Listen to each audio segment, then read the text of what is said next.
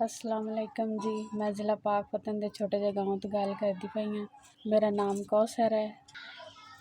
मेरे छोटे छोटे 2 बच्चे हैं। मैं अपने माँ बाप दे घर च रह्नी आं। मेरा मियाँ मैनू छड्ड दित्ता है।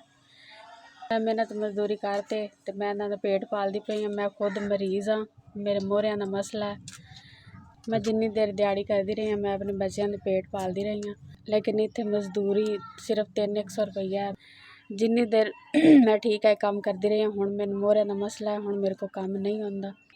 जदों दा काम छड्डा है माँ प्यो दा आसरा है। माँ प्यो खुद मेरा बुढ़े हैगे ने। भैन भाई सब छड्ड गए ने। वो भी नहीं सही समझदा, भाई भी नहीं सही समझदा। चाचू अगे मेरी मम्मा काम होंदा हुण नहीं होंदा। चाचू साढ़े कल इन्ने पैसे खाने से रोटी खा ले, साढ़े मम्मा नहीं सही समझदा। साडा रब तो सिवा कोई आसरा नहीं है।